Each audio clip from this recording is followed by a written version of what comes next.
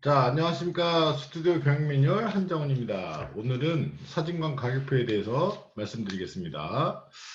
자, 시작해 볼까요? 네. 가격표가 마케팅이다. 가격표를 여러분들은 어떻게 짜고 계신가요? 네. 사진관 가격표는 굉장히 중요하죠.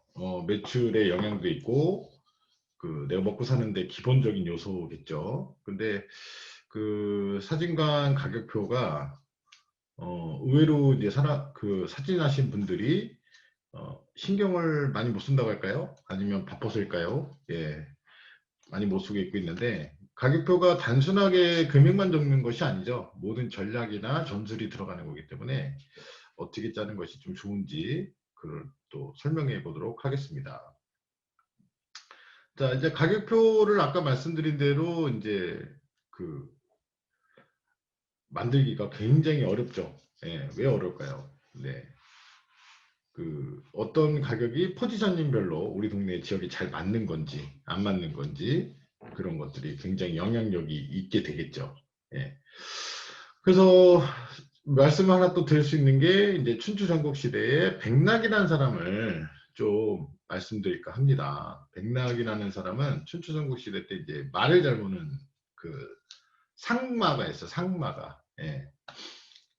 그는 특히 이제 안목이 좋아가지고 그가 고르는 말은 이제 백이면 백 모두 를 고르는 재주가 있었죠.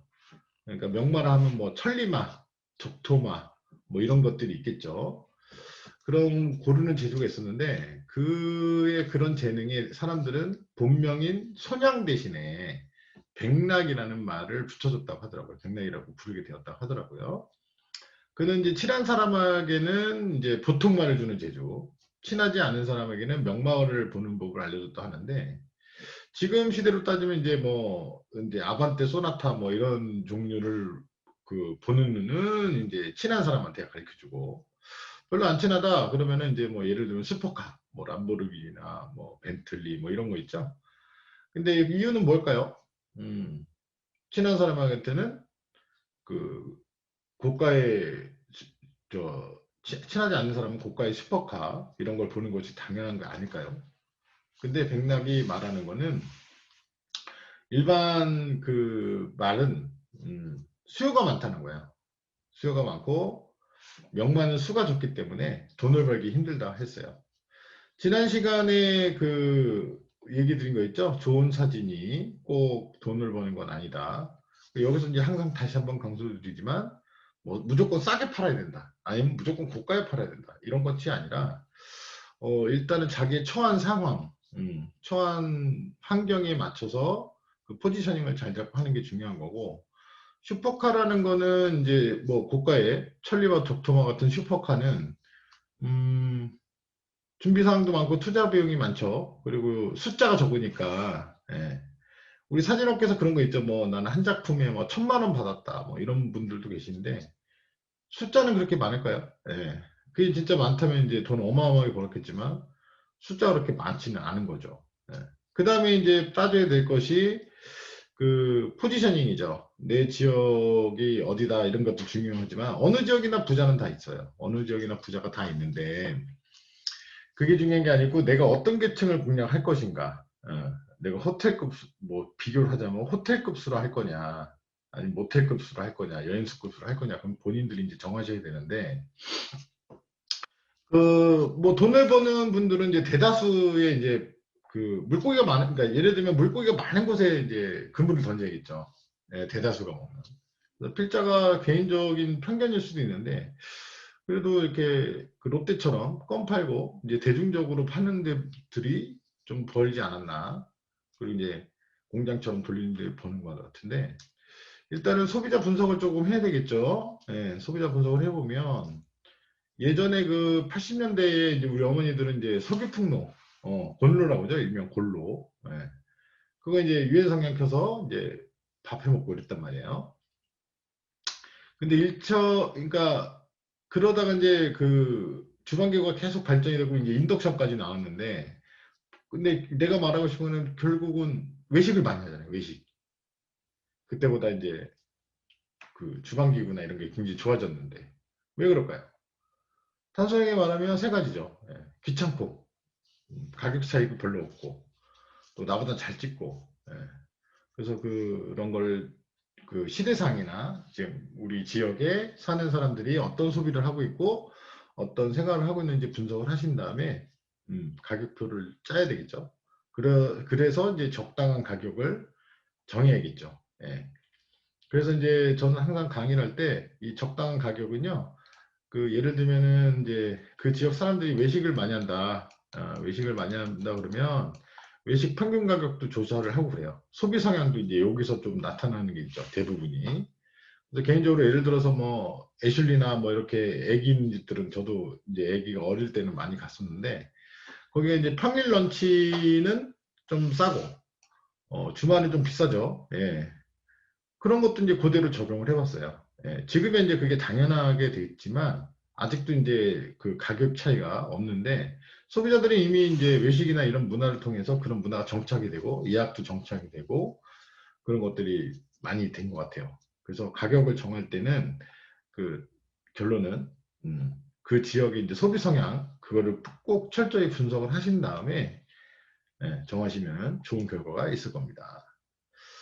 그래서 이제 이 적당한 그 금액 딱 책정을 한다는 거는 아까 이제 그렇게 말씀드렸고 이제 끝으로 여러분한테 말씀드린 오늘은 이제 우리 사진관의 포지셔닝은 어떤지 자세히 한번 살펴보시고요.